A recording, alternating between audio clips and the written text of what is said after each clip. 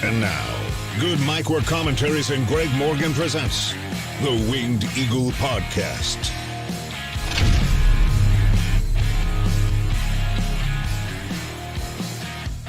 Happy Saturday, everyone. Man, it feels good to be back for a Winged Eagle podcast because last Saturday we were here to review Crown Jewel, and we got a lot to catch up on. There's some wrestling results to get to catch up on, We have some interesting wrestling news, and this isn't going to be a terribly long or super detailed podcast today because the news is light-ish, even though there's some interesting things to talk about. And we had a big night last night on SmackDown with the OG Bloodline reuniting, and that closing shot of just the four of them with the ones up. Ooh, we are back, baby. We are back. And now War Games is shaping up. Survivor Series is looking very fun. And what's really fun about that is I feel like there's still some unanswered questions regarding Survivor Series and War Games and the Bloodline stuff. Because last night on SmackDown, in the segment with the Bloodline, they were mentioning 5-on-5 scenarios for War Games. But as it all shaked out at the end of the show, we've got a 4-on-4 deal. So I really like the current matchup as it stands. Roman and the Usos and Sami taking on the Bloodline 2.0. But if they want to add a member of each team, the only way I would be okay with that is if Rock is one member and Cody is the other. Otherwise, I don't know who else they're going to add to this. They would feel like outsiders more than anything if they added somebody other than Rock and Cody. And since we don't even know if Rock's going to wrestle at WrestleMania 41 or not, I don't know how he would be here for War Games, even though he did appear at Bad Blood. Lots of questions involving and regarding that. So as we go through the SmackDown stuff later on, we will discuss that, and you guys can tell me what you think might be going on with War Games and what kind of a match we're going to see. 4-on-4, 5-on-5. We don't know. Either way, the OG Bloodline reuniting last night on SmackDown was an unbelievable moment. I'm not sure if it was up there with the greatest. I mean, that hug between Owens and Sami a couple years ago was tremendous. And a lot of the Bloodline stuff they did when Sami was involved in it the first time was really, really great and cinematic and all that stuff. But we haven't really felt any of those feelings in a while. And last night, getting that camera shot of all of them, the way it was perfectly just executed, I thought was great. Brought a huge smile to my face last night watching that on SmackDown. So today we're going to talk about the wrestling news that we're going to get into is the WWE Independent ID program. We're going to get into that a little bit. We'll talk about some Jacob Fatu news, some Lance Anoa'i news. Hayes and Bruce Pritchard are on leave from WWE. We'll get into a little bit of that. We've got some Elimination Chamber news, and we'll run through what we saw last night on SmackDown, this past week on Dynamite, and this past week on NXT, because NXT and AEW went head-to-head on Wednesday. NXT moved off of Tuesday because of the election, moved to Wednesday, and they went head-to-head, and NXT was in the old ECW arena, the 2300 arena in Philly, and they had a lot of ECW influences on that show, and I thought it was kind of cool. Even though I don't watch a lot of NXT, I did check a little bit of the show out, and it was kind of cool. I mean, how many more times are we going to get to see some of these ECW originals? You know, we're going on 30 years now of this company in its heyday. So a lot of these stars and a lot of these former wrestlers and personalities that were there are getting a little old, but the ones that they had featured on the show on Wednesday, I thought was very fun. And I thought Dynamite had its moments, even though there's some weirdness going on there too. So kind of just a, general wingy this week. Nothing too crazy to get into, but still a lot of stuff we need to catch up on as well. In terms of what we are going to be doing this weekend, we got a big, fun watch-along plan for tomorrow. Back with the Survivor Series again. Last week we watched Survivor Series 1990. Tomorrow we're going to jump ahead 10 years and watch Survivor Series 2000. This is the show where Austin dropped Triple H off the forklift in the car. Undertaker wore those snazzy pants. And there's some fun on this show tomorrow. So Survivor Series 2000 watch along tomorrow. And the link is already up. We'll be doing that at 8 Eastern, 5 Pacific. Also, we will be here on Monday to do a Raw watch along. I skipped Raw last week. It was taped. It was in Saudi. I didn't even really watch the show this week. I caught a couple of clips, read the results, know what happened.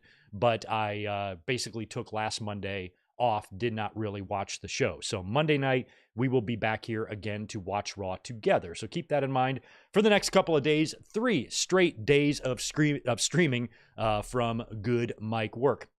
Let me say hello to everybody here in the chat, and we'll get moving here on today's news. Again, happy weekend to you. Happy Saturday, everybody. Good to see Zane G, Red Raven Rucker, Nicola, Rodrigo, Isaac, Zach Palgett, Tatanani, Indiana Minotaur, the new one, Max Pokebra. Max, I just hooked you up with a mod because I feel like you could be helpful with that. So maybe if you see anything shady going on, help us out, bro. Gilbert Arbalo, good to see you. Jay Lambo, Mike Rouse, David Brown. We've got Luke McAllister chiming in, channel member with a nice $10 drop. Appreciate that, my friend. What's up, Greg? Great to see Sami Zayn back with the Bloodline. Do you think Malakai Black could be back in WWE in 2025 since it seems clear Tony Khan doesn't see him as one of his top guys? I think Malakai Black will go back to WWE whenever his contract is up. We are going to talk about Malakai Black because on Wednesday he got a lot of people talking and then went online and acted like we were the crazy ones for thinking he might be leaving. So I think anybody with two functioning eyes and two functioning ears should be able to look at what Malakai did on Wednesday and think to themselves, what's up with that? So for him to act like we're the ones that shouldn't believe everything, I'm like, dude, you're the one that gave us this idea, you gaslighting prick. So we'll talk a little bit about Malakai. I love him. I think he's tremendous. I don't understand why it didn't work out for him in AEW, but it feels like he would go back to WWE if he could. That's just the vibe I get. Whether he wants, us to believe that or not, I would be surprised if when his contract with AEW comes up, he re-ups. That would blow my mind. Can't see it happening. We've got Tony, Sonic Plays, Hassan Terrell, Ben Espinoza. Good to see you. Ash in the house. Chris Ruth, Denny Downbad. Victor Cologne, right on. Doug Unfunny is in the house as well. And we've got Ryan Adams chiming in with $5. Thank you for that, my friend. I have a feeling if it is 5-on-5, it has to be Cody and Owens because that gets the Sammy Owens story back in the fold.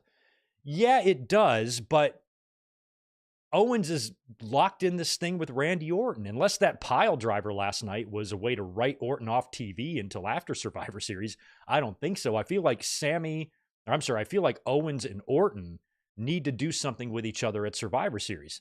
And since Cody is involved in this, Cody was walking Randy back, when he was being stretchered out. It feels like maybe it's Owens and Cody again. Maybe it's a triple threat. Maybe this is somehow tying into Randy Orton coming back and turning heel on Cody Rhodes, potentially starting a program between those two that could take them into WrestleMania. I don't know. And it's kind of confusing because Cody is preoccupied with other stuff. Owens and Orton have their thing going on. The Rock, with that promo with Cody the night after WrestleMania, hinting at something in the future, then coming out at Bad Blood and doing shit with his fingers. I don't know what's going on. So help me out in the chat if you guys can sniff anything out that we might be seeing down the road as it relates to the Bloodline and whatnot. So anyway, that is it for the shout outs. We'll get into more here in a minute, but I also want to get into the wrestling news and start getting into our menu for today. One other little disclaimer I want to make to you. Earlier this week, I released a video on the election. Got really good feedback. However, it was never my plan to leave that video up in your faces for weeks. I just kind of wanted to have it up for about 3 days or so, and I've moved it to unlisted. It's still available if you want to watch it. I put a post up on the community tab with the link there when I was plugging this episode and letting you guys know that video is now unlisted. You can still watch it. You can still leave comments and all that stuff, but I just didn't want it up on my page in everybody's face. The only reason I made that is because even though my audience base is mixed in terms of, political affiliation and whatnot, there was a large portion of my audience and people in general that were really, really struggling after the election. A lot of doom and gloom, a lot of depression, and I felt like maybe a video would help, because I think I was handling things relatively fine, but seeing some of my own listeners kind of suffer, go through pain, go through worry, I felt like it was almost like my duty just to at least come up and say something. This is a wrestling channel, but when super historic things happen in the world, I might have to come up and talk about that. So you're never going to get too many non-wrestling videos out of me. Probably once every 4 years, you might hear me talk about something else.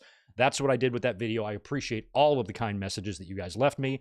And the whole point of me making that video was to help some of my listeners who might be really, really depressed about that outcome. And I feel like it did help. Got a lot of nice messages and a lot of nice DMs as well. But this is a wrestling channel. This is our escape from the real world. And I don't want that reminder to be on my channel all the time. That's why I moved it to unlisted. Just a little disclaimer there. If you can't find that video now and you're wondering where it is, the link is over on the community tab. So just keep that in mind. But today is all about wrestling. Today we are getting back to reality. As my mom always said, it's back to reality. And I've got a life to live and things to do and shit to do, and I don't have time to wallow in anything. So it's onward and upward. Keep on keeping on, you know? So now it is time to get back into wrestling and discuss what's going on in that universe, since it's been a very, very weird week here with WWE being overseas and the Saudi stuff and the election and ECW or NXT at the 2300 Arena going head to head with AEW, and the wrestling world trying to, wake back up after this, crazy newsworthy week in the world. We need to get back to that. And WWE last week announced the launching of their new independent wrestler program called WWE ID. And when I first saw this, I was worried until I really started looking at it, breaking it down, seeing what it entails and whatnot. And basically, what WWE is doing is creating a independent wrestler program that gives them basically first crack at prospects, at possible prospects.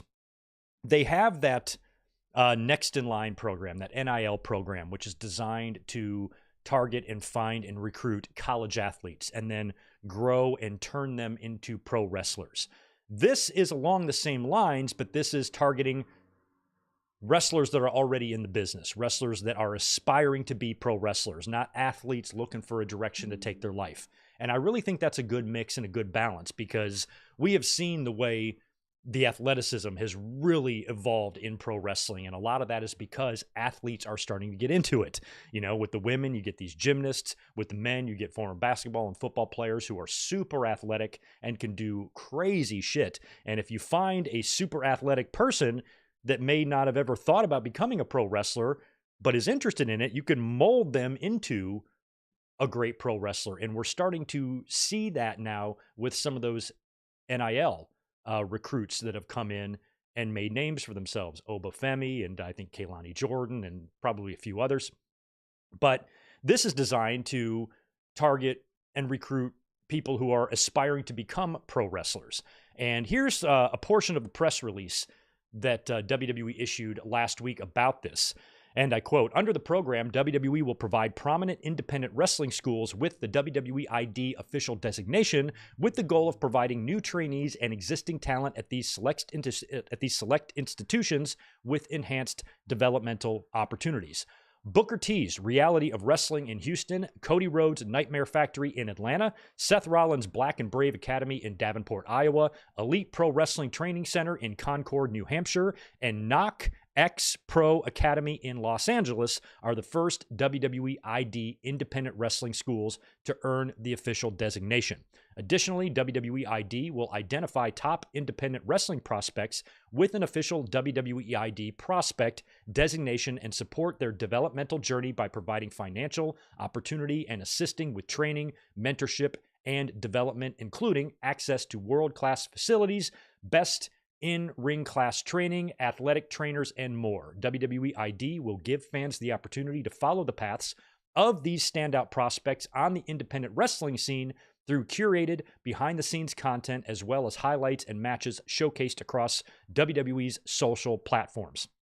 Now, it should also be noted here that WrestleNomics' Brandon Thurston and Post Wrestling's John Pollock noted that the ID program has been in development for quite some time and was unlikely to happen if Vince McMahon was still in charge. And Gabe Sapolsky is said to be heavily involved in the program. I like Dave. We follow each other. I've talked to him a couple of times. And I also think, based on some of the suspicions I have, I feel like CM Punk is also a big part of this program as well.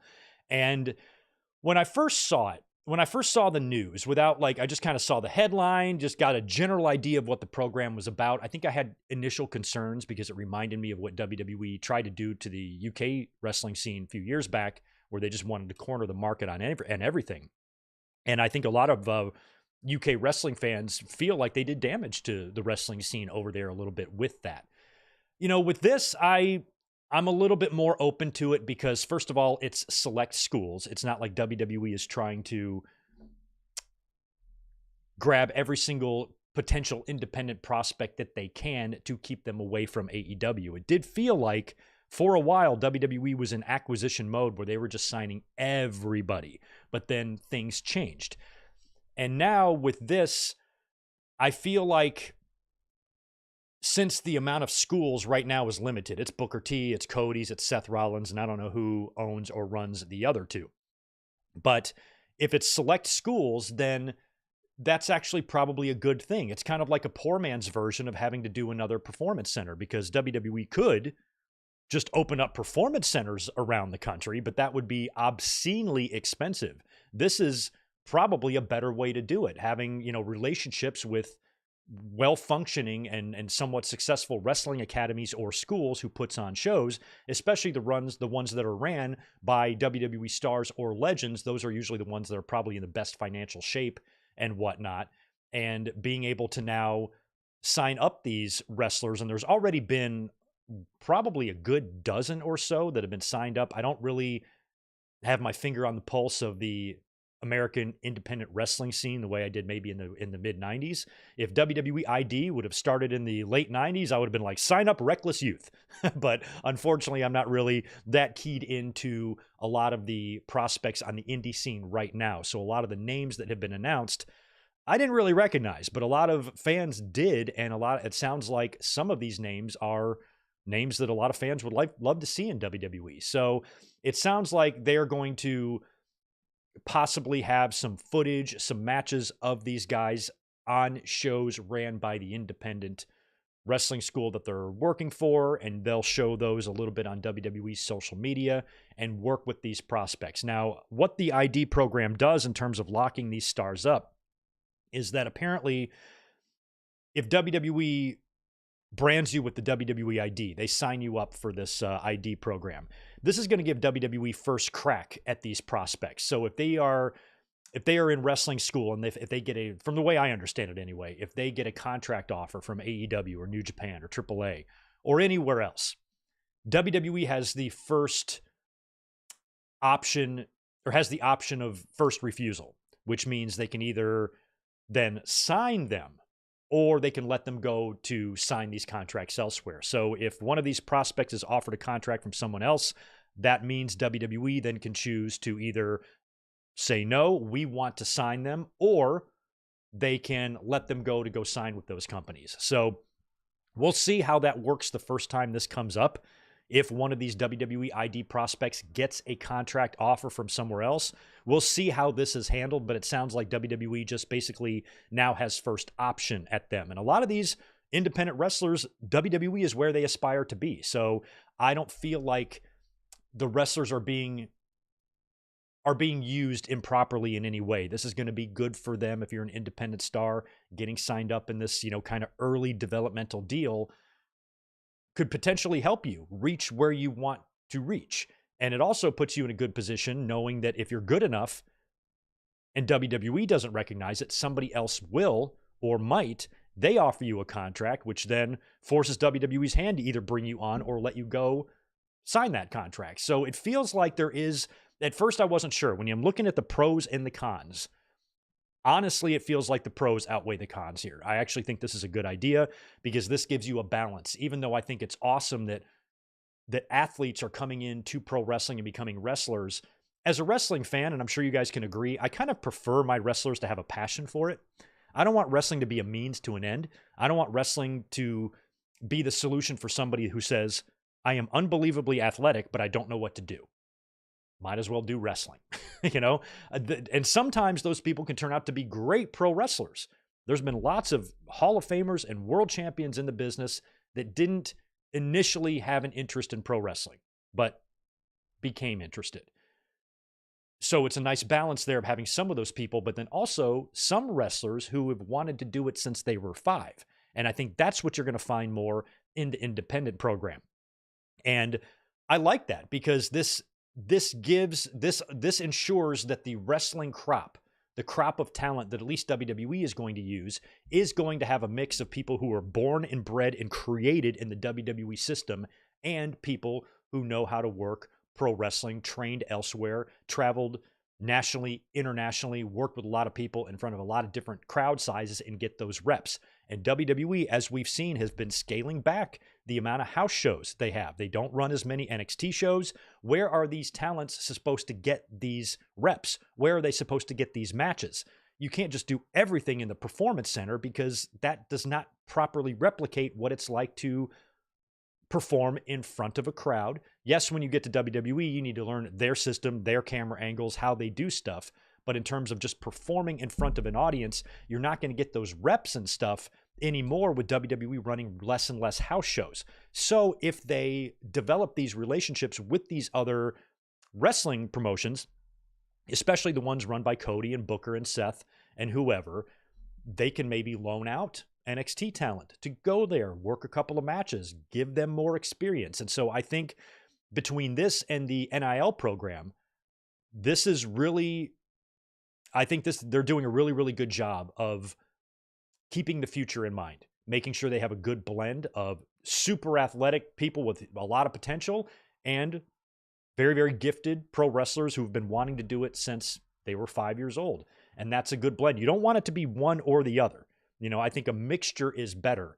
And when you can have the opportunity to watch people grow and keep an eye on them instead of just hearsay, instead of just having, you know, one of the boys or girls go to management and say, hey, this kid working for Booker's crew, you got to see this guy or whatever. You know, this allows not only the fans, but WWE to keep an eye on these potential prospects and bring a little bit of independent wrestling into the WWE fold a little bit, even though it's only on social media. That's going to be really interesting. You know, if a Nightmare Factory match featuring one of their prospects versus an NXT guy is on Instagram or Twitter or whatever. So I think at the end of the day, even though maybe at first I had my concerns, when you really look at what this program entails and how it's broken down and detailed, I think it's a good idea. I think it's a good idea and it's smart. It's actually really smart because I was worried that WWE would start just plopping performance centers all over the country. And one thing that makes me worried about that is that it just feels like you're training wrestlers to do WWE style and nothing else. The fact that WWE still cares enough for their wrestlers to have various types of experience. You know, they just don't want everybody doing everything the WWE way. Everybody does the same entrance. Everybody looks the same way, does the same shit. You know, the fact that you can have some variety and you can have some journeymen perhaps and women, you know, who have traveled all around the country working for tons of different independent promotions in front of lots of different types of crowd sizes. Those are the experience points I think that can really help you in the future. And I kind of like this. I'm interested to see kind of where it goes, and I'm interested to see how many stars are born out of this, you know? So we will keep our eye on it as this WWE ID program begins, and so far so good. They've already scooped up a lot of wrestlers. So we'll have to see also if the amount of wrestling schools they're using increases in any way. If they start adding more schools to this, I feel like they will. I feel like they've picked, you know, those 5 early ones, but if it's a successful program, we might see this evolve into something more. Now, this is also something I think AEW could seriously benefit from. They've got the money. You know, WCW they started all this with the power plant. They're the first ones that said, hey, if we have the money and the resources to build a facility where we can train and mold people into wrestlers, that's where Goldberg came from. You know, bringing in just random athletes and training them into wrestlers, and you might find a diamond in the rough somewhere. And they were the first ones to do this. WWE didn't have the money to make their own power plant back in the day. You know, they had the one ring in the warehouse, and then I think they were using AFA and maybe a couple of an ECW to help kind of groom their next crop of stars. So if AEW found a way to do the same thing, you know, I think that's something that they should consider doing at this point, since they are well-funded. A billionaire owns them. They don't want to fall behind in this way. If WWE starts digging their nails into, you know, the best indie promotions around the country or around the world, giving them first crack and first dibs at the very best, the cream of the crop out there that's not in AEW or WWE, that crop of wrestlers, right now WWE has set themselves up to be first dibs on those. So AEW, I think, needs to do something a lot like WWE's NIL program, to where maybe they develop some sort of program where they can bring in college athletes or very athletic people with athletic backgrounds and bring them in and train to wrestle. Plus they already have a relatively good relationship with a lot of independent promotions. They've got Ring of Honor. They work with New Japan. So if they were to add a similar program, that could help keep them in the game. But otherwise, if any top prospect or anybody gets hot on the indies, like Cocaine, for example, they might go to WWE. Speaking of Cocaine, you've seen him, right? We've seen Blue Cane. We saw Blue Cane. There was another Cane. Now there's Cocaine. And this Cocaine has got a white cane outfit. And before he wins a match, he pulls out an 8-ball and he dumps it all over his head and then choke slams his opponent for the win. That clip's been all over social media. And I honestly think that is a gimmick that is just 25 to 30 years too late. There's no place for that now. I don't think it's good to promote drug use to kids in wrestling right now. Back in the day, in the mid to late 90s on the indies, there were no rules. There was Macho Warrior Rick Hogan. I remember reading there was one guy called the HIV Kid that was cutting himself and splattering his blood on people. They did wild shit on the independent level in the 90s, back when everything was so extreme, so crazy, so over the top. Much different mentality in society back then. This is just not, I mean, it's funny, don't get me wrong. I mean, I got a chuckle out of it, and it's been fun to kind of be amused by it online, but the gimmick itself, what it entails, it's very, very mid-90s or whenever the most extreme stuff you can think of, CZW and that crazy MTV show that they had that I did a review on. It feels like it's more suited for that, not in 2024 independent wrestling. I'm all for having fun. I don't get mad when Kenny Omega wrestles a blow-up doll. I don't give a fuck at all. I just think that Cocaine might be just a smidge over the top for 2024, but that doesn't mean it's not funny.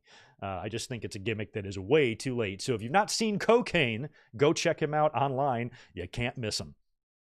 We have some news internally in WWE. Apparently Michael Hayes and Bruce Pritchard are both on leave from the company right now due to some personal issues. The Wrestling Observer reported this week that Bruce and Michael were both on leave effective immediately, and the leave is stated to be temporary, and the timing of the return is currently unknown. Apparently, Jamie Noble and Bobby Roode have been filling in for Michael Hayes, producing the Bloodline segments. And I don't know what the deal with Bruce is. His podcast is still going on from what I understand. So both are currently on a temporary leave. WWE also, this according to Fightful Select, they have in fact signed Lance Anoa'i. He's been signed for quite some time. Last year, Sean Ross Sapp reported that Lance had secured his release from MLW, and he didn't make it much of a secret that he was aiming to land in WWE. This is according to Fightful Select, by the way. Link is in the description below. Go subscribe to Fightful Select. On November 7th, Muscleman Malcolm posted a photo of him and Lance in an NXT outfit with other Performance Center talent, prompting Fightful to inquire with WWE about his status. And WWE did confirm that Lance signed with the company this past summer. However, he's been sidelined with an injury. No creative plans are made for him yet, but another Bloodline member, another Samoan, another member of that family. We'll see how long it takes him once he gets healthy, gets ready for TV, if they get him in the mix in the Bloodline feud. I don't really think there's time to get him involved in War Games. That's not really going to involve him most likely, but once he gets there, he's going to be involved somewhere, and the Bloodline saga and story and family continues to grow. How long do you think it's going to take? If you sign up a bunch of Bloodline guys, or a bunch of members of this family, what if one of them doesn't work out? And they got to release them or something happens. And I'm like, is that going to be weird for the family dynamic? At Christmas dinner, and they're all there except for the one unemployed guy. I don't know how that's going to work. I'm assuming all these guys spend Christmas and Thanksgiving together. But if you keep signing a bunch up, what's going to happen when something goes wrong and somebody has to leave? I don't know. We'll cross that bridge when we get to it. Speaking of the Bloodline, we should mention this about Jacob Fatu. There's been a lot of talk about Jacob prior to him coming into WWE, and he did have somewhat of a sketchy past, with some legal issues that he had, and apparently there was an unpaid debt that he owed to a missed booking for a charity event. that a lot of people have been referencing over the past year or so. And apparently this is cleared up. Fightful Select got to the bottom of it this week and learned that Jacob Fatu had resolved their issues. Jacob Fatu and Jake's Network of Hope, that was the name of the outfit he was supposed to do the charity appearance for. They have resolved their issues already. So I guess according to Fightful Select, last year, Jacob was outed as having canceled a booking from a charity, Jake's Network of Hope, claiming that it cost the organization $2,600 and he did not repay them. Fightful spoke to sources familiar with the situation that claimed that Fatu had rectified the issue months ago. When we reached out to Jake's Network of Hope, they confirmed that he actually made a payment in full in June of 2024 that they had overlooked. Jen Harper issued the following statement to Fightful, Jen Harper of Jake's Network. And I quote, "In May, Jacob Fatu reached out with a heartfelt apology, initiating a meaningful dialogue that allowed us to work together with all parties involved to find solutions and fully resolve the matter. This event aimed to confront the challenging realities of poverty and the immense obstacles overcoming it. While not everything unfolded perfectly, we are grateful for the awareness raised around diaper need and substantial costs of providing essential products to families. We especially want to thank Now Wrestling for their incredible support, their commitment in raising awareness, along with their generous donation of 50-50 raffle proceeds from recent events. As Jacob embarks on his WWE journey, we wish him every success and are inspired by the solidarity shown across the wrestling community in support of this critical mission." So it sounds like Jacob did something a little fucked up and made good on it. Good for him, because now that you're in the big time, now that you're making money, you should not have any outstanding $2,600 debts. If you owe anybody any money, pay them. You've got it. You've got the money now, Jacob. I'm sure you've gotten your first WWE paycheck. It's pretty good, isn't it? Pay off your debts, son. And it sounds like he did. Here's some interesting news. Guess where Elimination Chamber is going to be next year? Rogers Center. What the hell is the Rogers Center? Well, I'll tell you what it is. It's the Sky Dome in Toronto. March 1st, 2025, WWE Elimination Chamber in the Sky Dome, or the former Sky Dome. This is going to be the first WWE pay-per-view in this building since WrestleMania 18, which was in 2002. So we're talking 22 years. Prior to that, it was 12 years before that at WrestleMania 6. As a matter of fact, March 1st, 2025 is the 34 and 11 month anniversary of WrestleMania 6, because WrestleMania 6 was April 1st, 1990. So almost the 35th anniversary of Hogan and Warrior, we're going to get Elimination Chamber in the Rogers Center, formerly known as the Toronto Sky Dome. And that should be a big deal, as this is going to be a large crowd for this. And there's going to be major WrestleMania implications, because the Rumble winner's getting one title shot, the Chamber winner's getting another. So this could very well, depending on who wins the Rumble, be a huge pay-per-view in Toronto. So I'm happy for the Toronto crowd. It's an awesome market, awesome city for WWE, and the Chamber should be fun come March 1st. SmackDown. Let's get into SmackDown next. But before we do that, I want to check the chat. Cocaine is great. Yes, cocaine is great. I'm just trying to be responsible and look at a gimmick like that, and it just feels like it's a quarter century after when it should have been done. Because Kane was around in 95. Kane's been around since 97. You could have done this on the indie scene way back then, when it would have been a little bit more fun, and we could look back on it now and really laugh about it. Oh, I didn't catch that, Doug Funny, that it's called the Coke Slam. That's actually funny. Yes, cocaine is very funny. The gimmick is just outdated. That's just my point. I'm not I'm not trying to cancel cocaine or anything. It's not like that. It's good to see Yachiro in the house as well. Good to see you. Danny Huckins in the house. Delayed Gratz. Trying to see anybody else I missed earlier when doing all the shout outs. I think I got most of y'all now. And Stephen Harris in the house as well. Good to see you. Well, I think we should talk about next last night's SmackDown. Last night's SmackDown was super fun, and this was very, very Bloodline heavy. Now that we are on the other side of Crown Jewel, it's time to build to War Games, and War Games is going to be in Vancouver at the end of the month here, and we've known ever since pretty much WrestleMania, or shortly after WrestleMania, that War Games is probably going to be some sort of a bloodline match. And as we saw Solo Sikoa start to build his own bloodline, it became obvious right from the word go that likely what we're going to see is Roman reuniting with the Usos and Sami Zayn to take on this new bloodline. Once we got to SummerSlam, and after SummerSlam, I remember saying to you guys that I wasn't sure if that was going to happen. It felt like everybody was kind of doing their own thing, especially with Jey Uso winning the IC title. And I was thinking to myself, how are they going to get all these guys back together for this story? But just when I thought it was going to be a completely different type of War Games match with Cody and Orton and Owens involved, they actually do what we thought they were going to do the whole time. And last night on SmackDown basically set the table for it. So first thing we had was Roman Reigns and Jimmy Uso coming out to open up the show. Sami Zayn and Jey Uso then come out to interrupt. Sami Zayn wants Roman to apologize. He wants him to apologize, but he doesn't want him to apologize to him. He wants Roman to apologize to Jey Uso. And Roman, still not really ready. Roman apologizes for wasting his time for this bullshit. And the only thing that is really on Roman Reigns' mind is Solo Sikoa. Solo Sikoa's got the Ula Fala. Solo Sikoa pinned him at Crown Jewel. Roman wants Solo. That's the only thing really on his mind right now. Jacob Fatu winds up coming out and says that Solo does not get summoned to the ring, and he will deal with things in his own time. So then we have the show, and then we get to the closing segment. We'll fast forward to that. We get Roman Reigns out there.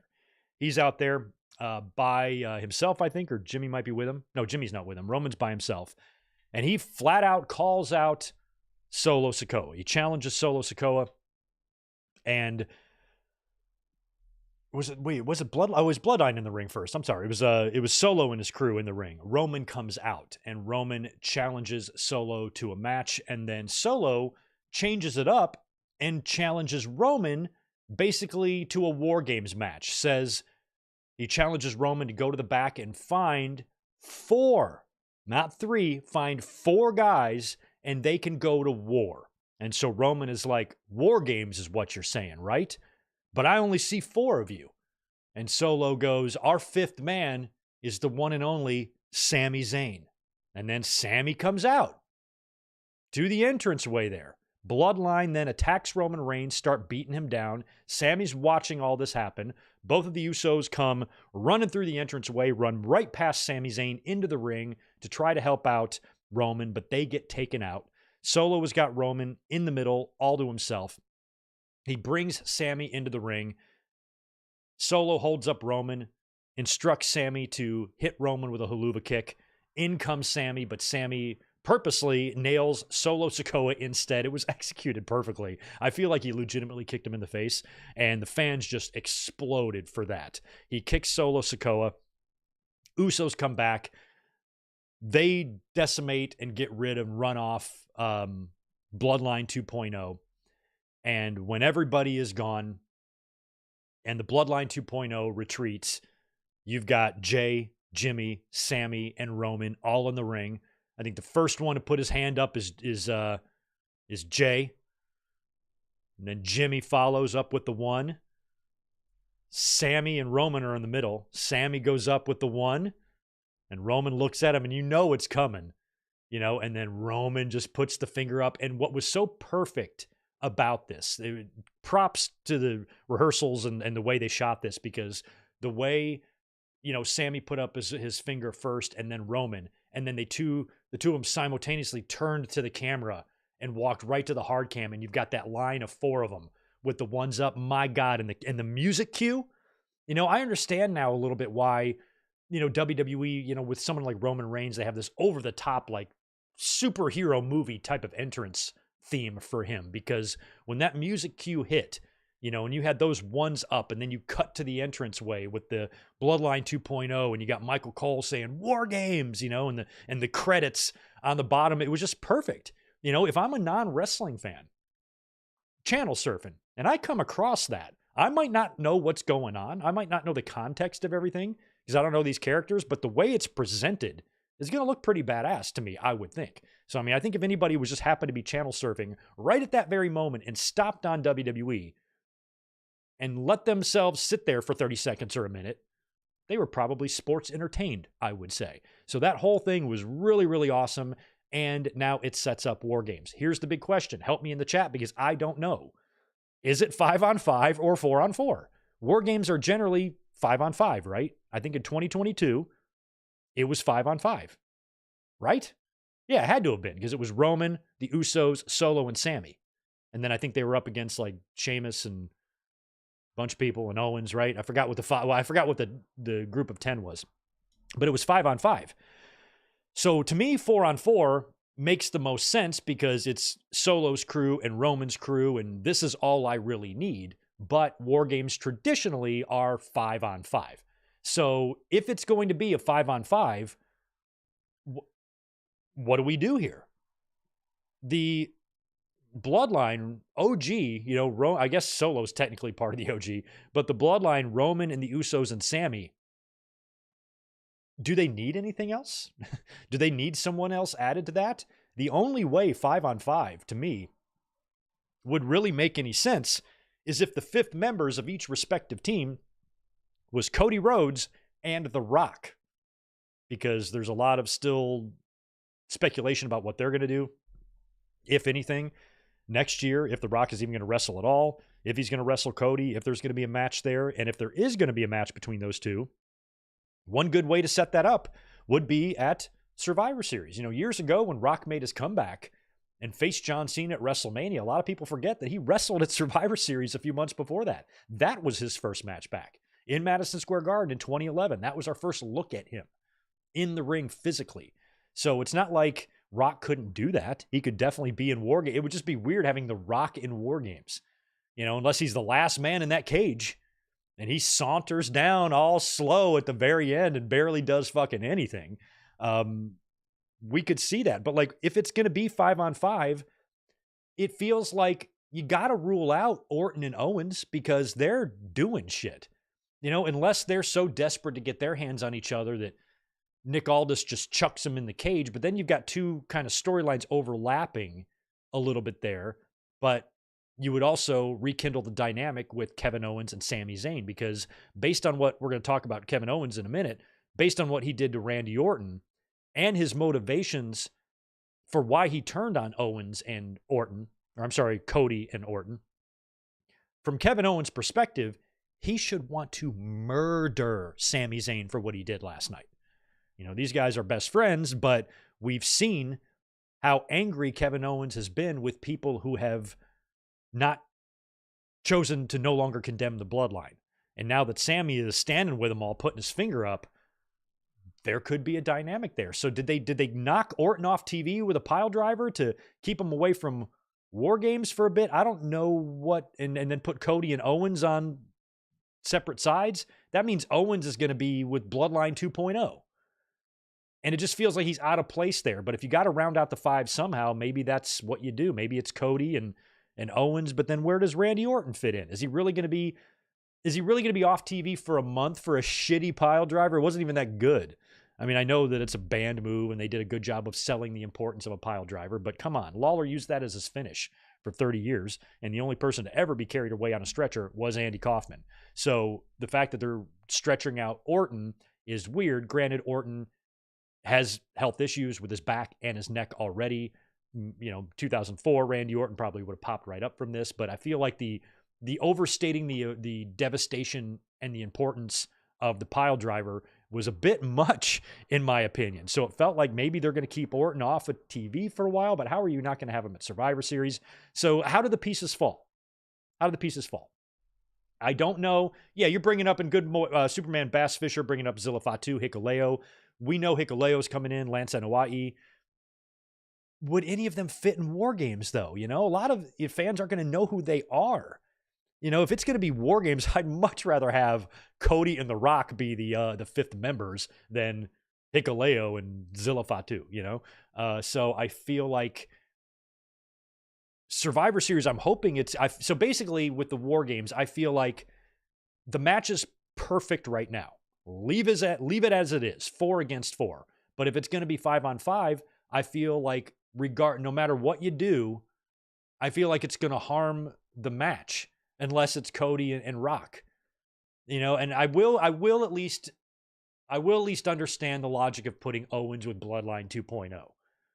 I could see that. That might be fun for one night, and plus having him on opposite sides of Sami Zayn. And Owens was heavily involved in that finish from 2022, right? Because that 2022 match at War Games when Sami was still trying to like prove himself to the Bloodline, right? Or he had already gotten the shirt, I think, but that was a big proving moment for him because they made him put down Kevin Owens. Even when the buzzer went off and I think it was Jay or Jimmy that was about to run to the ring and Roman stopped him and made Sami go. It would be interesting if this time they try to do something like that again where Roman's trying to call the shots, but everybody in the crew reminds him it ain't like that anymore. We are just not at your beck and call. We don't obey you. So you don't decide who goes next. We decide that collectively. So it'll be interesting if they're in the holding pen, in the cages, if there is any issues with the Bloodline, with Roman trying to direct traffic and like, that's not happening. Nah. So all that will be fun to watch play out at War Games. I'm just curious if it's going to be 5 members. Who's it going to be? Who's it going to be? I don't know. So let me know who you think it could be. I mean, so we got Young 30 saying it won't be a 5-on-5. Doug Unfunny says, yes, it will be a 5-on-5. It's been 5. Help me out. You guys are going to be better with War Games trivia than me. Since WWE has started War Games, brought it back, even the NXT days, have we had a 4-on-4? Has it been 5-on-5 every time? I don't remember. So if it's been 5-on-5 every time, I think it needs to continue to be 5-on-5. But if they've done a couple of 4-on-4s in WWE's version of War Games, then I think you can just do 4-on-4. But then why mention 5-on-5? Why did Solo tell Roman to go find 4 guys? If it was going to be 4-on-4 all along, WWE should have no business mentioning 5-on-5. Unless it's always been 5-on-5. This year it needs to be 4-on-4, and Aldis makes some call. This year it's a special War Games 4-on-4. Unless that's what they're doing. I don't know. Yes, Young says NXT had a 4-on-4. Okay. So they've done 4-on-4s before. So I suppose you can do it this time. And I feel like the match, the way it is right now, unless you bring in Rock and Cody, I don't need anything else. If you put Owens in it, then it's like, well, okay, but shit, everything you just did with Orton, how does it all play out between now, Survivor Series, Saturday night's main event, don't forget, and then, of course, we go into the Royal Rumble. So my feeling is that Roman Reigns desperately wants Solo Sikoa. That match might be your main event on Saturday night's main event. Like, I had these great pitches of Kevin Owens doing a twin referee thing and stealing the belt from Cody and winning the title on NBC, being the first guy to do it since Andre the Giant in 1988. All these fun, wild, crazy plans. Those are just fun, wild fantasy booking plans that I say out loud. Realistically, I think a better chance is Roman versus Solo for the Ula Fala on Saturday night's main event. That's your feature match. Because otherwise, I don't know where you're going to get that done. I think that you can get Gunther and Punk done on the first Raw on Netflix. But Roman and Solo, you got to have that match somewhere. There's no other pay-per-view you can really do that because Roman will probably be in the Rumble. So you got to find another place to do that. And Saturday night's main event feels like the likely spot. So if maybe Roman beats Solo for the Ula Fala, and then it's Rock and Roman for the head of the table, for the true head of the table, the true tribal chief in WWE, Roman and Rock. I mean, maybe they do, maybe what they could do at WrestleMania is like have Roman. No, that wouldn't work either. Shit, because somebody's got to have to win the Chamber or the Rumble. I was like, you could have Roman and Rock on night 1 for the Ula Fala. Winner faces Cody on night 2. But how would that work? You'd have to do what if Rock won the Rumble? Okay. What if Rock won the Rumble? Or what if one of them won the Rumble and the other one won the Chamber? Let's say Rock wins the Royal Rumble and Roman wins the Chamber. No, that wouldn't work either. about to say they both want to challenge the same guy. You know, they both earn title opportunities, but they both want the same champion. That'll diminish Gunther's title. Forget I even mentioned that. But you see what I mean about the, you know, the fantasy booking, you know, how many different directions you could take this in. It is fun when you don't really know exactly what they're going to do. But right now, I feel like after War Games, you're going to have to do Roman and Solo. That's the match Roman wants. He keeps calling for it week after week. I don't want that at WrestleMania, to be honest. I don't want Roman and Solo for the Ulafala at WrestleMania. That's too far off. Let's do it now. So Saturday night's main event would be, I think, more fun. And then WWE in 2025 is going to be wild. Raw and SmackDown have been confirmed. Both will be moving to 3 hours starting in January. And we have that big first Monday Night Raw on Netflix at the beginning of the year. That'll be at the new Intuit Dome up here in LA. And that would be a good spot in my mind for CM Punk and Gunther to have their match, because WWE has teased that also. Punk called out Gunther. They're not just going to let that go. They're going to pay that off. Gunther's going to be facing Priest, of course, you know, in the next round. And then maybe Punk and Gunther could be the Netflix show. Or maybe it can be the Royal Rumble. We will see. But in terms of War Games, I guess we got to wait and see if it's going to be 4-on-4, 5-on-5. Thanks for the $10, Ryan. Greg, you see that WWE Vault uploaded a steel cage dark match between Hakushi and Bret Hart. I did see that. I did. That WWE Vault channel is something else. They're starting to stream pay-per-views now on Sunday nights.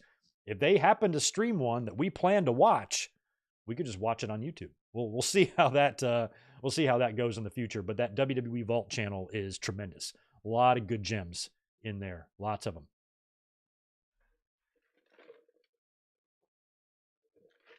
Yes, Denny Downbad.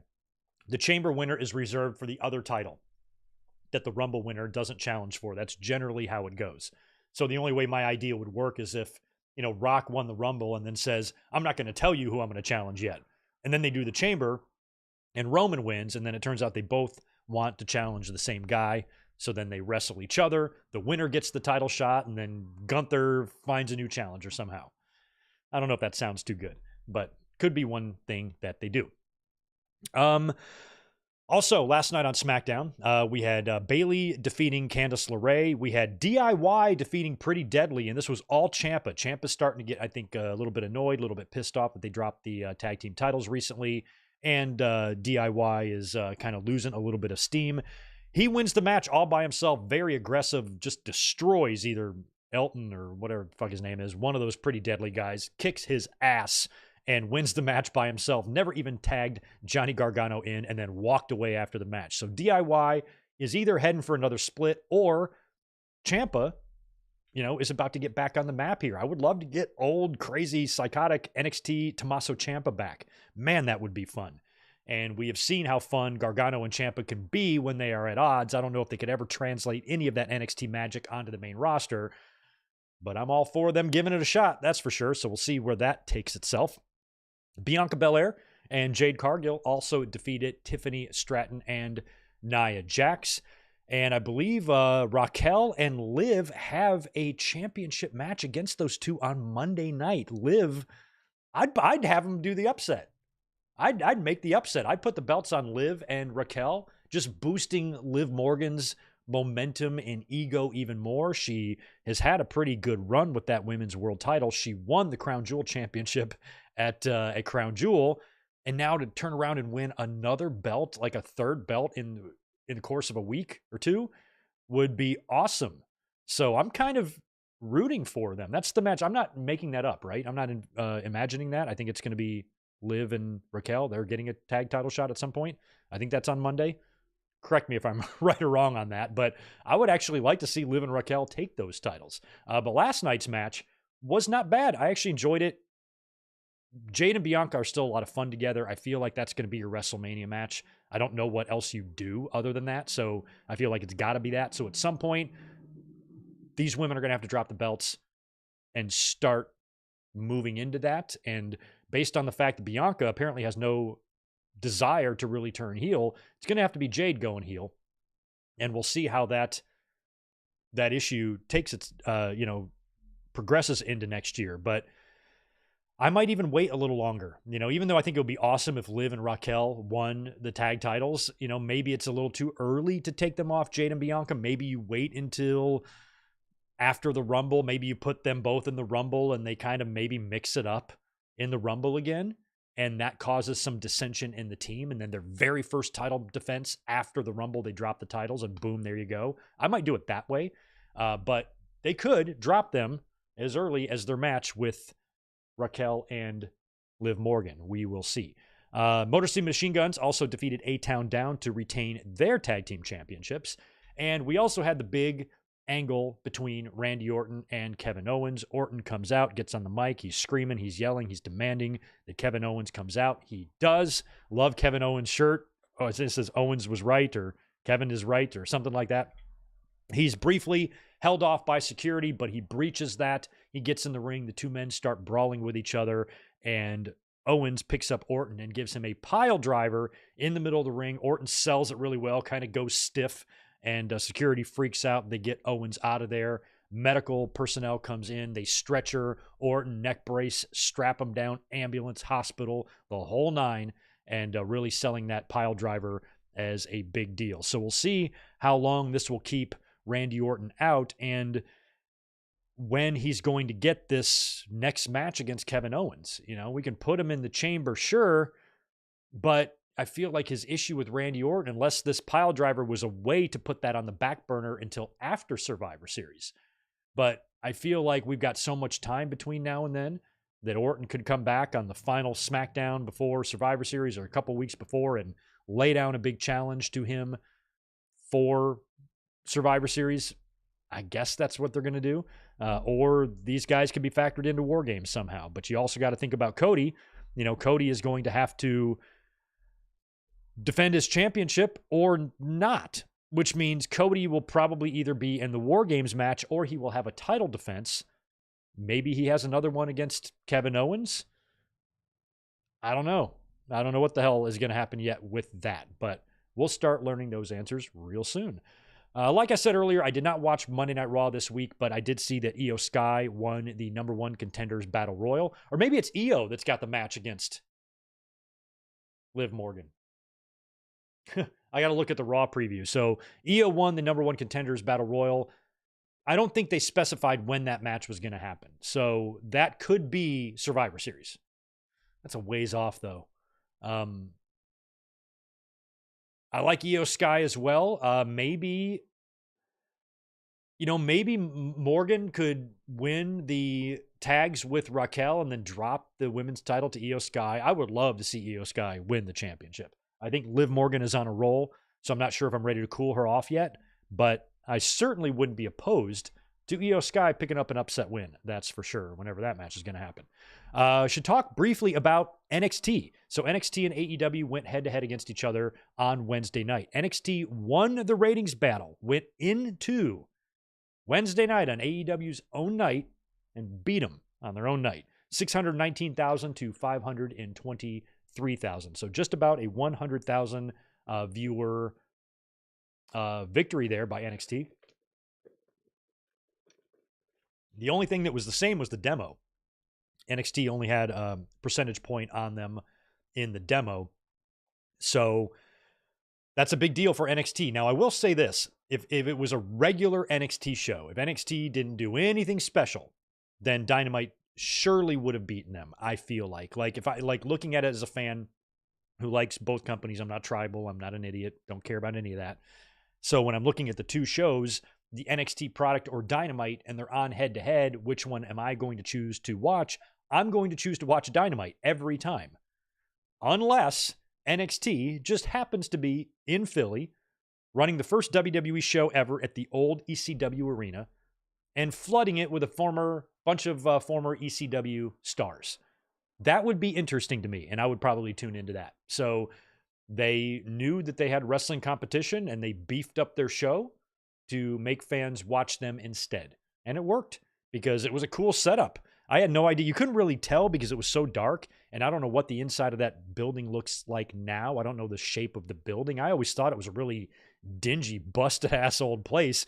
But if it's good enough for WWE to run an event there, then it can't be that bad, right? Have any of you ever been to the 2300 Arena? I've never even driven past it. I've been to Philly a few times, but I've never even driven past the arena. I would like to see what it looked like in there these days and what they do there. I guess they run concerts or, whatever, but it's not a huge place. I think the max amount of fans you can shove in there is about 2,000, right? From back in the day. So very cool setup there. And if there was anyone in the arena on Wednesday that actually attended ECW shows back in the day at that arena, that was probably pretty cool. So we had Jada Parker defeating Lola Vice. We had Dawn Marie as the special referee for this thing. She still looks good. We had Ava Rain announcing the Iron Survivor Challenge at NXT Deadline on December 7th. So the Iron Survivor Challenge is coming back. And I like how they presented it. Both brands trolled each other. And I liked it. That's fun. WWE did it with the Ava has a special announcement, kind of in the same vein as AEW does the Tony Khan announcements. And then Christian shits on ECW in his promo when he's talking to Hook on AEW. So I like that both shows took a shot at the other. That's fun. That's fun for fans. We had a segment, during that segment, Rhino showed up and speared Robert Stone. Great to see Rhino. He recently went into the TNA Hall of Fame. Still looks good. We had Ethan Page and Ridge Holland defeating Trick Williams and Bubba Ray Dudley, who had a match in the ECW arena. After the match, Devon showed up. He did not get physical because he's not cleared, but he did have a Dudley Boy reunion in the ECW arena in 2024, which was cool. And Ethan Page went through a table. We had the return of Little Guido, a.k.a. Nunzio, or Nunzio, a.k.a. Little Guido, reprising his FBI role. And he faced off with Tony D'Angelo for the North American title. D'Angelo got the win, and the families made up. It was a very nice moment there. They probably went off and had some pasta to celebrate afterwards. That was fun to see Nunzio. I loved the stuff backstage between RVD and Kaylani Jordan doing the splits on the production crates. That was fun. RVD got attacked, but there was more than one between them. I thought it was cute between Jordan and RVD. We had a Francine sighting at ringside. She was there. So cool to see Francine on WWE TV since I think like the One Night Stand. Did she even do the One Night Stand? Has Francine ever been on WWE TV at all? I feel like she was at one of the One Night Stands, but I'm not even sure. But good to see her. And the main event was fun. Big all-star women's tag. Stephanie Vaquer, Kaylani Jordan, Zarya, and Jordan Grace. They looked amazing. Maybe it was 8. Was it 8-man tag or 8-woman tag? How many? 1, 2, 3. I guess just 4. 8. I thought it was 10. Anyway, yeah, Stephanie, Kaylani, Zarya, Jordan Grace, and maybe Julia? Maybe she was on the team too. They defeated Roxanne Perez, Cora Jade, and Fatal Influence. And NXT's got some good stuff going on with the women right now. I will say that. Pretty incredible. All right, one other thing I forgot to mention. A big one. A major thing. If I put it, I'm looking for my notes on it because I know I wrote it down. Is it in my news or is it in my SmackDown results?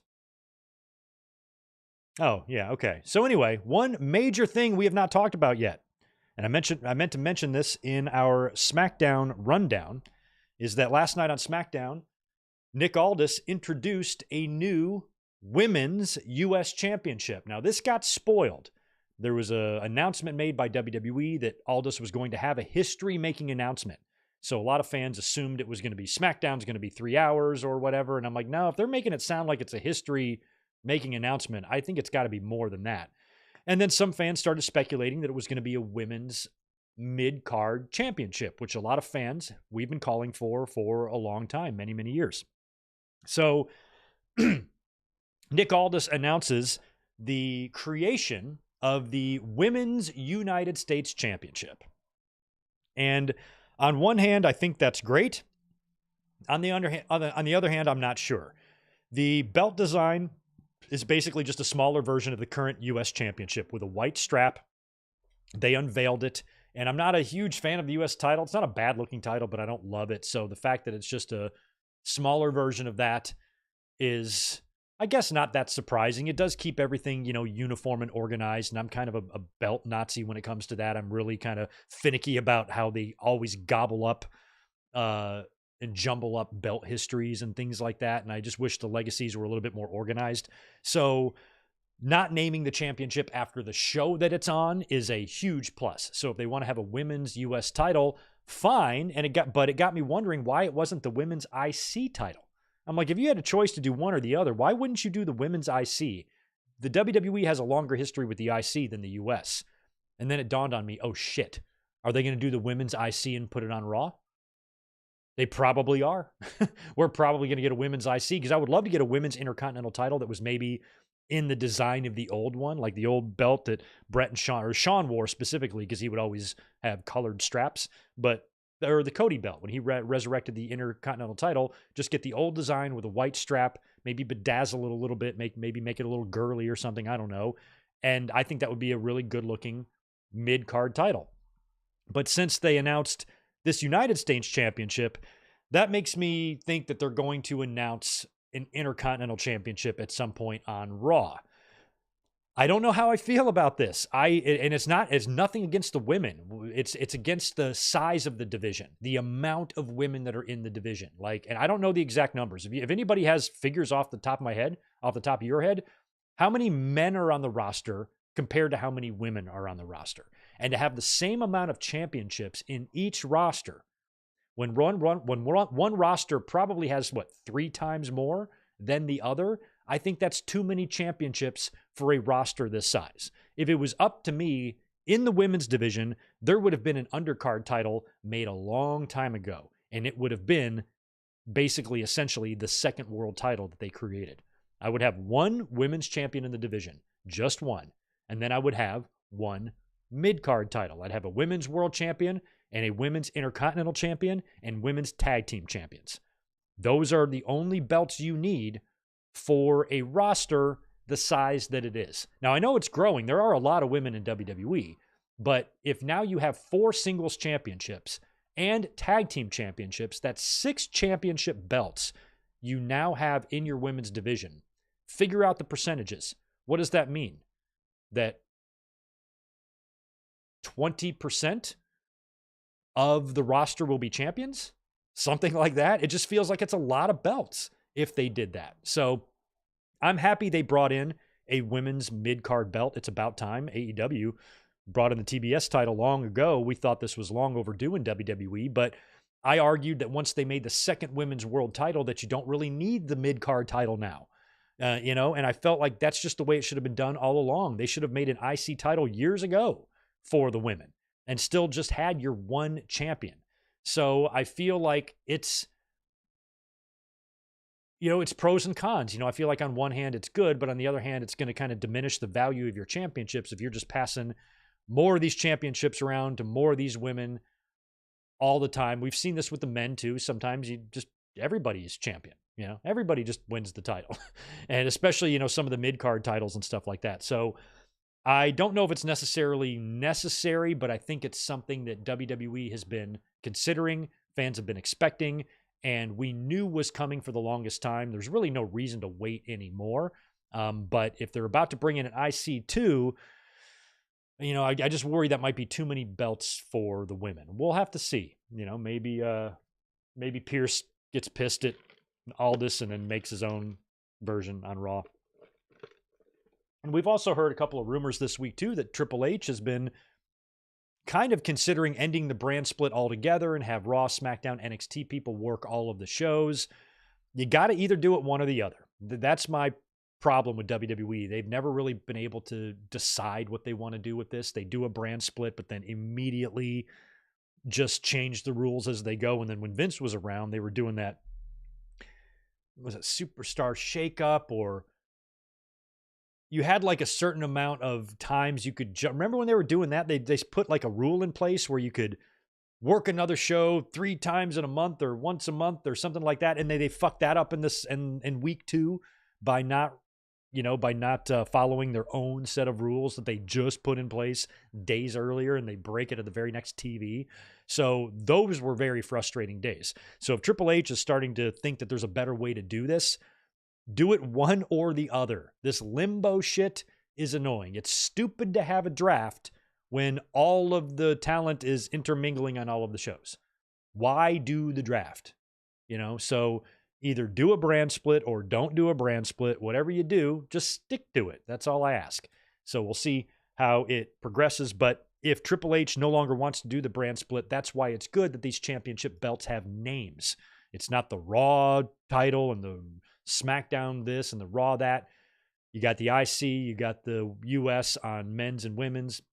You got the world title and the WWE title in the men's and women's, and you got your tags. All of these belts can be on either show, and it doesn't matter. And you don't have to change the names of the belts or do belt swaps, which are stupid. And I'm curious, in 3 to 5 years when AEW's relationship with Warner Brothers Discovery ends, or if they ever move elsewhere, what do you do with that TBS championship? You're going to have to rebrand that thing. So I think it's dumb of any company to name a belt after a show or a TV station. That is really, really fucking stupid, and I don't know why either one of them do it. And now WWE has rectified all of that in their company, and they don't have to worry about that being an issue again. So that is one positive to the women's US title, is that it's not going to be handcuffed to one brand. Move it around, jump it around, take it to NXT, whatever. So we will see if Adam Pearce responds with a women's IC championship or not. Let's talk briefly about Dynamite on Wednesday. AEW, they continue to be a little bit on the cold side. I think Full Gear is going to be a good pay-per-view. One good thing about AEW in this cold spell that they are in, they're in a better situation than WWE and WCW was when they started shitting the bed. Because when WCW was kicking the crap out of WWE was still like a family-run business run by Vince. They had trouble paying people. They couldn't compete financially with WCW, and that was getting scary for them. There was a time there where they could have very well gone out of business. A lot was on the line. WCW, same thing. When WWE started kicking their ass, and then Ted Turner merged, with the AOL deal and the Time Warner deal and all of that. And then all of a sudden you had an entity that didn't want the WCW property because they were doing terrible. So they suffered. They went out of business. WWE almost went out of business.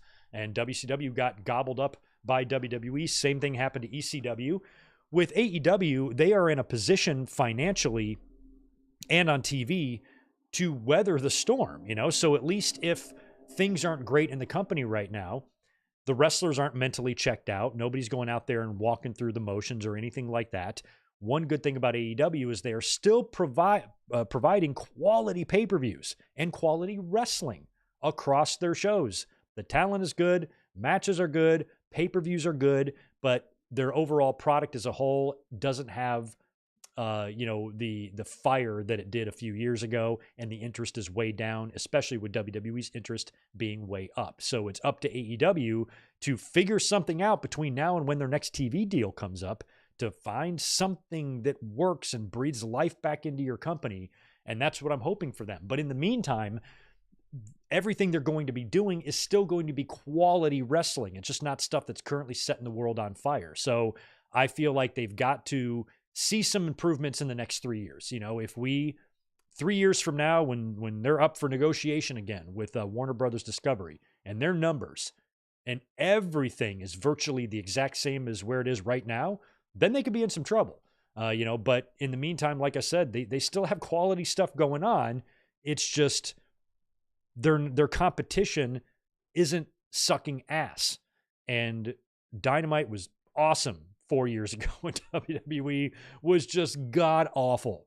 It almost made me nauseous to turn on WWE because it was so shitty.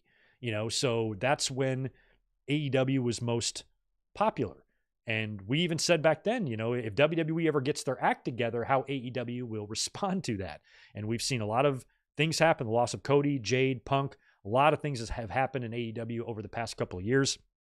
And now they are trying to weather the storm. In the meantime, they did re-up their media rights deal. They're a profitable company now, but they need to get the fans. I'm not looking at Dynamite right now, even with the debut of Bobby Lashley right now, or last week. I'm not looking at Dynamite as can't miss Wednesday TV. I watch Dynamite every week, but it's usually the next day because I'm at work and I just DVR it and I check it out and get an idea for the show the next day, or maybe on a Saturday afternoon before my podcast like I did today. I'm not chomping at the bit. It's not 1998 Raw where when every show ends, you cannot wait till the final week or you cannot wait till the next week. That's not going on in AEW right now. It's actually kind of the opposite, but I still thought Dynamite was an interesting show this week. It opened up with the Hurt Syndicate, Bobby Lashley making his big debut last week, beating the crap out of Swerve Strickland, and Lashley and MVP and Shelton come out to the ring. They explain why they targeted Swerve. And then, of course, Prince Nana comes out to the stage with Swerve Strickland. They're held back by security, and Swerve does not say much on the mic. He just says, Bobby, full gear, and just challenges Bobby Lashley to a match at Full Gear. And MVP says, see you there. So MVP had no problem agreeing to that match, and that match is now set for Full Gear. And that's going to be good. What do you do there? What do you do there? Do you beat Bobby Lashley in his first match? I'm assuming that's going to be his first match, unless they get him one on Dynamite or something. That actually might be kind of cool. But I would think that Lashley would probably have to win the first one, right? And then Swerve win in the blow-off is what I think would have to happen there. But we will see. Lashley and Swerve Strickland is set for Full Gear. That'll be fun.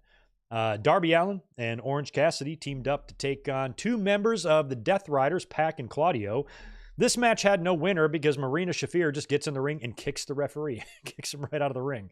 Mox then hits the ring, immediately attacks Orange Cassidy, and the Death Riders destroy OC and Darby Allin. The spot with Claudio press slamming Darby on the outside of the ring and just throwing him into the ring post. Jesus, man. It was kind of like when Brock F5'd Zach Gowen into the ring post. It was just ugly, man. Darby, I don't know how his body can even withstand what he goes through, Finally, bunch of baby faces, Briscoe, Ishii, O'Reilly, and Romero came out to run off the Death Riders, but the damage was done there. And of course, we've got OC against Jon Moxley at Full Gear for the AEW title. We had the Conglomeration defeating the Learning Tree in a big tag match. We had Tomohiro Ishii pinning Jericho for the win, and it was pretty funny. You could see what was going on after the win. Ishii pins Jericho. And as he's getting off Jericho, Jericho grabs him and holds him back down, and he says something to him. And what he was telling him is to get the belt and pose over me. And so Ishii gets up, and he's kind of looking around, and he asks Aubrey, like, where's the fucking belt? And she points. She goes, it's right over there. And he went and picked up the belt and posed with it. And you could see Jericho kind of instructing him to do that, which was kind of cool. The Patriarchy was out for a promo. This is Christian welcoming Kip Sabian into the faction. Threw a little shade at Nick Wayne in the process. Hook comes out. Christian shits on ECW, shits on Taz, and brings up the interesting point. Hey, Taz saw my face. He saw me attack him. So why didn't he just tell you that I was the one that attacked him? Why did you have to look at the security footage to find out it was me? Why didn't your dad tell you? And then he said, like, the world would be better if your dad was dead. Something like that. Christian is just savage. And then we had that really interesting Adam Cole and Malakai Black match. Now, this is not as good as their NXT encounter, but it was still a really fun match. And a lot of people have been bringing up Adam Cole's skin tone. He seems to have this like yellow tone to him. And I think it's just the tanner that he's using, but I think Cole should try a tanning bed rather than that stuff because it really, really looks weird on TV. I don't really like any of the body shaming stuff, even though Cody recently said, shame us. This business is cosmetic. We're out there wrestling with our shirts off. Let us have it. I'm not sure if I totally agree with that. I don't want people to be assholes or anything, but I do think, Adam Cole, if I was Adam Cole or a wrestler, I would want to try to look my best if I could. So I feel like the stuff that he's using on him is just making him look a little odd on TV. You might want to think about changing that up.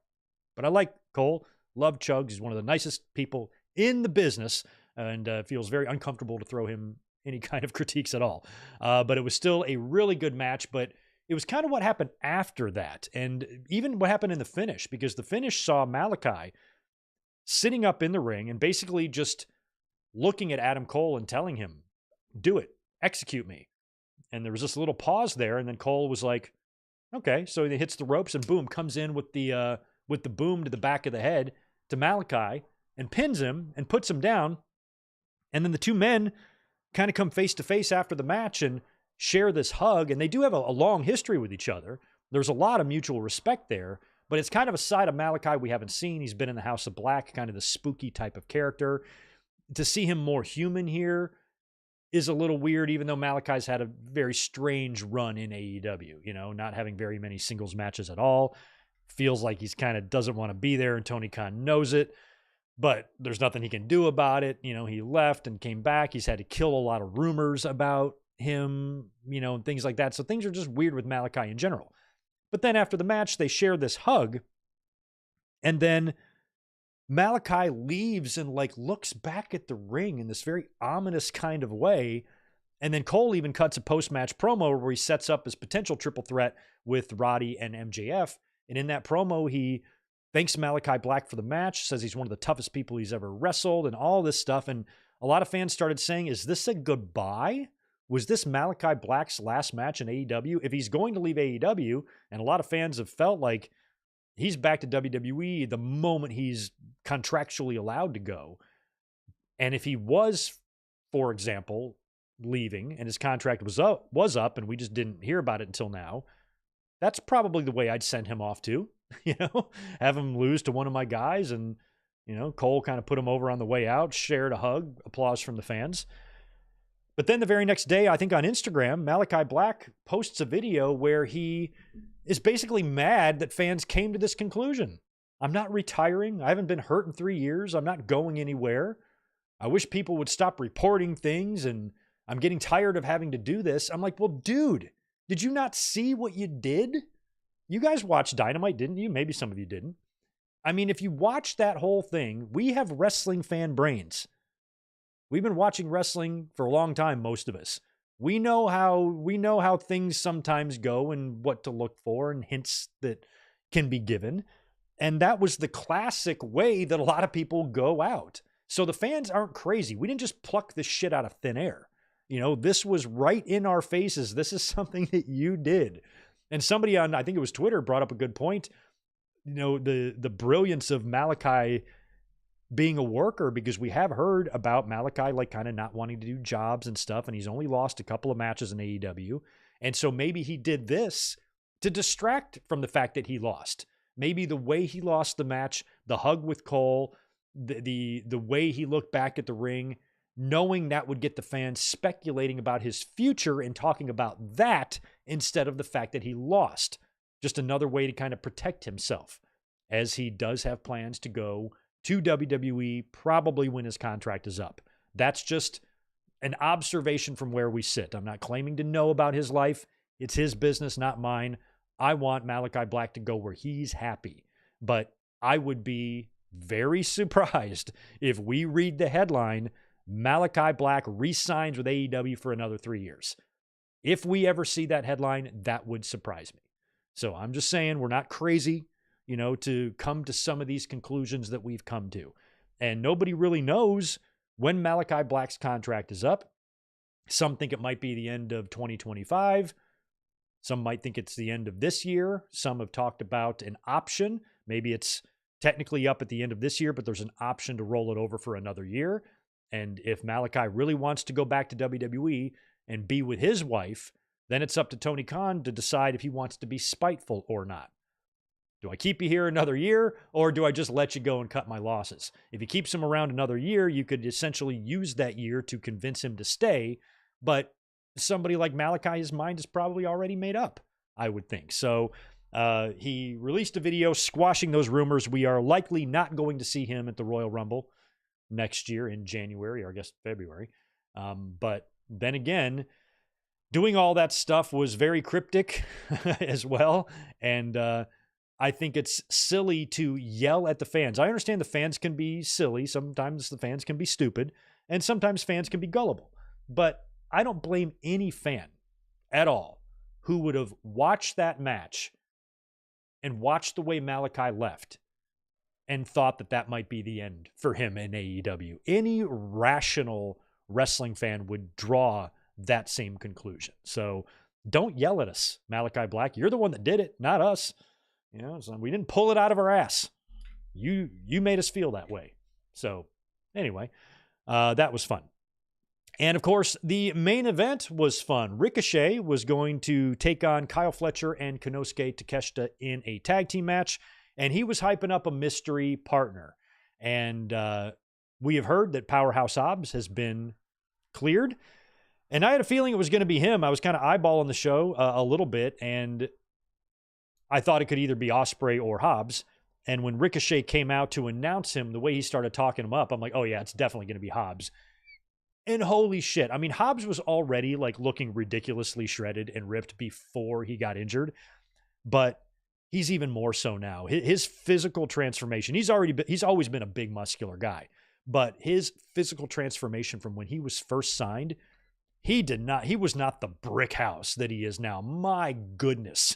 He is just in ridiculous shape. He looks so good. And he just looked, you know, when it comes to like just the super over the top, you know, muscles, I prefer a Powerhouse to like a Brian Cage, because Brian Cage is just so over the top. And I think Powerhouse is a little more capable in the ring than Cage, I think, overall. And I was really enjoying seeing him get on the map previously, and his injury really bummed me out. So the fact that he's back looking so good is incredible. I wish he would have gotten the pin. They had Ricochet pin Takeshita to set up their international championship match. I get that. But if you got this returning star that you want to make into a star, give him the win here, man. Have him pin one of these guys. But I guess that would have been tough to do with Fletcher. They probably don't want to pin Fletcher right now because he's been doing the stuff with Ospreay. So I guess that was the right call to make. It just would have been nice if Hobbs was the one to get the win, since he was the one coming back. And I hope Tony Khan does not fuck Powerhouse Hobbs up. I think there's a lot of potential there. They've had some mistakes. When you think about the mistakes you made with Wardlow and Miro, try to learn from that. Try to look at those situations, what you did wrong, and don't do that with Hobbs. It's the way I would try to handle him, because I will be super bummed out, you know, if this guy who's made so many strides and so much improvements, you know, cannot get his footing in this company because creatively the people in charge of that aren't using him to his potential. I just hope he hits it big. He's just fucking physically impressive. And after the match, all the heels attack. We had Mark Davis returning. Mark Davis has recently been cleared. So Kyle Fletcher's tag team partner is back, and he is pissed off at Kyle Fletcher. He comes out, tries to help out, but he winds up getting decimated. And then as I'm watching this, I'm thinking like, Ospreay's got to come out here, right? Because we haven't seen him in a couple of weeks. His music hits. He comes out, helps out the baby faces, run off the heels, and the show ends like that. So it's going to be, I guess, Ricochet and Takeshita, probably, right? And it's going to be Ospreay versus Kyle Fletcher, probably all happening at Full Gear. And Ospreay, I guess, was dealing with a work visa issue, so he had to stay over in England for a couple of weeks while he got that figured out, and now he's back. So we're all back. The only thing I didn't see the backstage segment with Mercedes, Camille, and Statlander. I know something happened there. I kind of missed that. Some little dumb-looking brawl. So it's probably going to be, I guess, maybe Stat and Monet too, right? At Full Gear is what we're going to get there. So Full Gear is looking good. Survivor Series is looking good. Overall, both companies are going to give us some quality pay-per-views, I think, this month. So, yeah, that's pretty much the end of my notes. I thought we had a chance to have a 90-minute podcast today. We might actually have that because I do have to work a little bit early this evening. But running through here to see if there's anything else I missed today or anything else you guys want to talk about. Hey, I want to welcome Nick Steele, my man Nick Steele, to the family. The Juliet is here, hooking up Nick Steele with a channel membership. Thank you so much for that, as always, Juliet. Right. Well, that's my point, Max. AEW is just not doing anything with Malakai Black. That's why if we read the headline, Malakai Black re-signs with AEW, I'm going to shit my pants. I'm like, why? It feels like he wants to go. He wants to go. Let him go. With those travel schedules, man, it's got to be difficult. It can definitely be done. We see spouses across both companies. We've seen multiple times, but you would think that that's got to be kind of difficult. You know, how many days in a month do you really have with your partner? You know?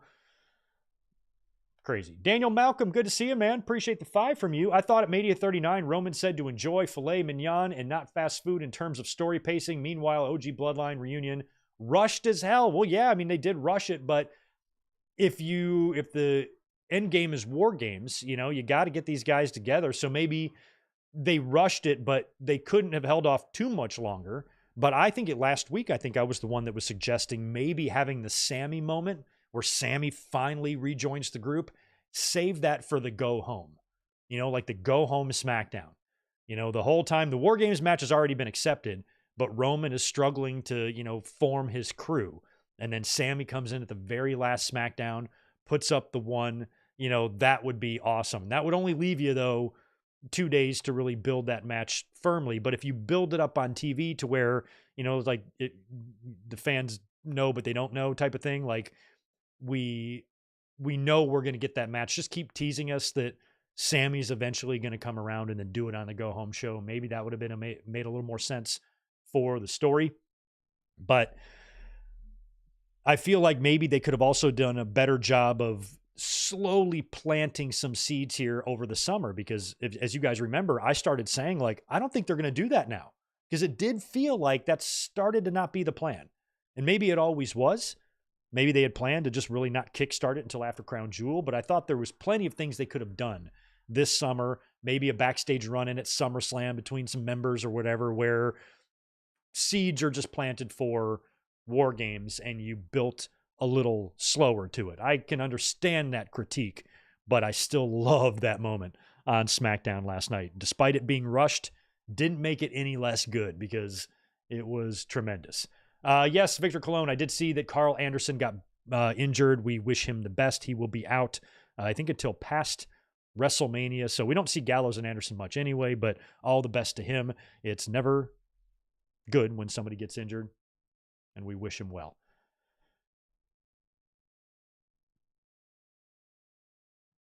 Yeah, Sammy, you know, turning on Solo was great. And I think there's going to be some fun Rumble stuff too.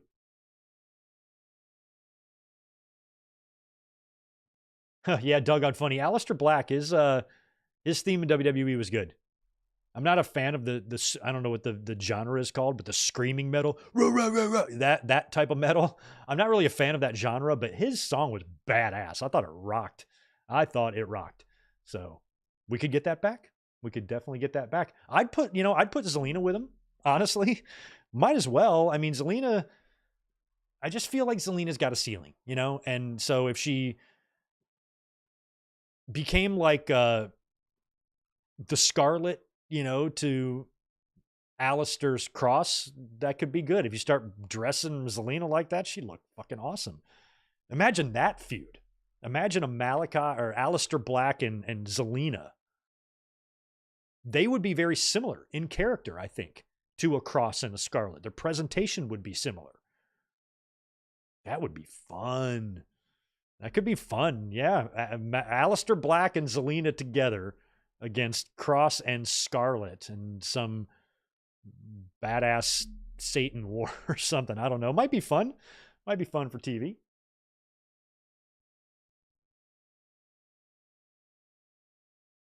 Yeah, could I see Sammy turning on Roman? Something like that has got to give. I mean, who do you think is going to win in War Games?